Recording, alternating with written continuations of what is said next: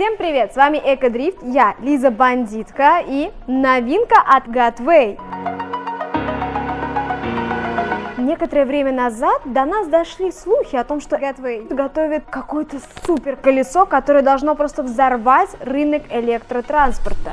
Но мы помним прошлое колесо от Gotway, это MCM4, и мы искренне надеялись, что вот та самая новинка не окажется просто увеличенной модификацией того самого колеса, выпущенного почти 2 года назад. Но, тем не менее, слухи внушали нам надежду, потому что людская молва говорила о том, что новое колесо будет просто бомбой. И помимо этого, конечно же, все детали держались в строжайшей тайне. То ли для того, чтобы создать дополнительный ажиотаж, то ли для того, чтобы просто злобные конкуренты не сперли пару идей. Но, тем не менее, вышло то, что вышло. А вышло Gotway Tesla. Хотя до Теслы Илона Маска этой Тесле далеко. Конечно, у этого колеса есть парочка современных веяний, но надо отдать должное Gotway.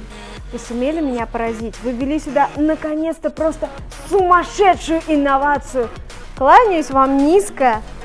Вы готовы это увидеть? Вы точно готовы? Сядьте.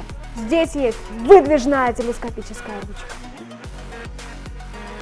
Правда, Kingsong и InMotion делают это уже 1,5 года как, но для Gotway это прогресс. Gotway, почему вы прете идеи наполовину? Где кнопка для блокировки? Будем надеяться, что в следующем моноколесе Gotway сделает и эту инновацию. Зато, в отличие от MCM4, у этого колесика появилась фара.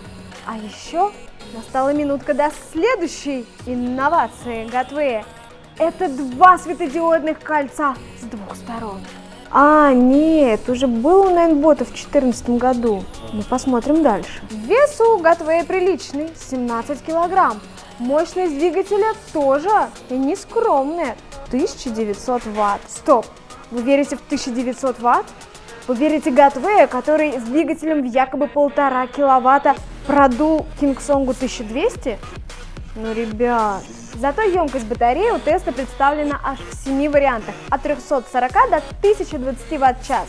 У меня модель 850 ватт-час. Но вы понимаете, что с емкостью батареи в 340 ватт-час вы забудете о настоящей мощности. У Gotway Tesla есть 2 модификации напряжения – 67 и 84 вольта. Ну, понятно, что модификацию в 67 вольт я даже смотреть не буду, потому что для Gotway это не самый лучший вариант. Но если вас так привлекает именно такое напряжение, то лучше посмотрите в сторону Kingsong, потому что им в таком напряжении нет равных. Но Gotway это все-таки про 84 вольта. Однако при напряжении 84 вольта не стоит выбирать батарейку в 425 ватт. Но есть интересный момент. Если вы возьмете колесо с батарейкой в 425 ватт и в свободный отсек вставите кастомную батарейку с повышенной токоотдачей, то в принципе все будет окей. Дальность пробега Gotway Tesla колеблется от 40 до 100 километров. Как обычно, все зависит от емкости батареи, веса райдера, стиля его езды. Но важный момент, это колесо может катать райдера весом до 120 килограммов. Ну, в общем-то, я ему в этом плане охотно верю. А теперь о красоте, вернее, о дизайне. Что могу сказать? Наверное, в 2015 году этим яичком еще можно было кого-то удивить, но сейчас оно смотрится, ну, как-то не модно, что ли.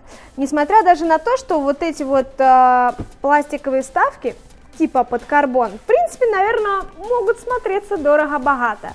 Но что печалит лично меня? Вот эти вот, я не могу назвать это подушечками, это такой плевок в душу райдера, причем плевок такой очень скромный и не длинный и неудобный. Вот если бы подушечки были бы как-то побольше, было бы все-таки приятнее кататься, тем более колесо тяжелое. Очень важно, чтобы голени было удобно его держать. Спустимся чуть пониже и посмотрим на педали. И заодно сравним их с Kingsong. Во-первых, из покрытия здесь только наждачка, резины нет, а жаль. А во-вторых, педали расставлены достаточно широко, из-за этого могут возникнуть неудобства при поворотах. В этом плане просто наглядно очень, что у Kingsong 16S педали все-таки поближе. А теперь поднимемся чуть повыше и отметим, что из эффектного у Теслы есть двусторонняя светодиодная подсветка. И опять-таки яркая фара.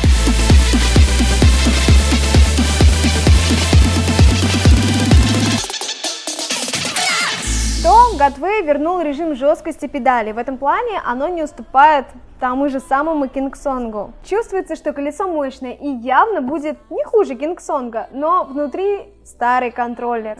Ну то есть как? Он как бы тюнингованный контроллер.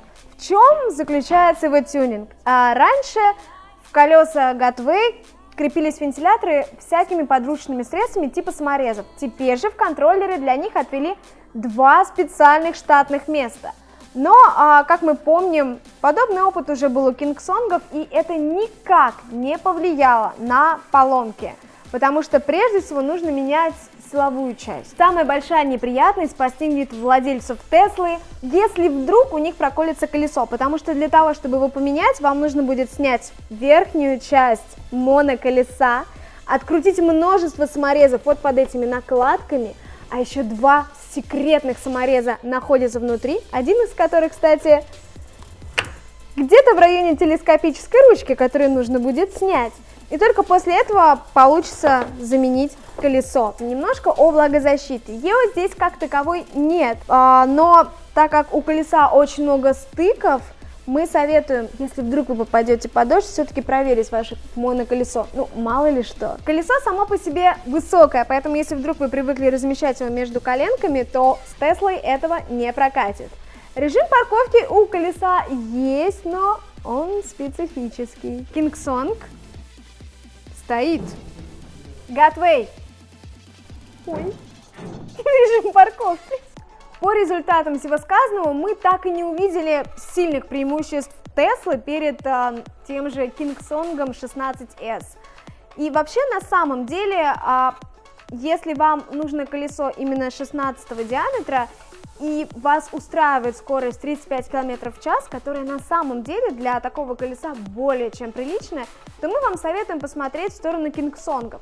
Если же вас манит скорость больше 35 км в час, то лучше, наверное, вам выбирать уже колеса 18 диаметра.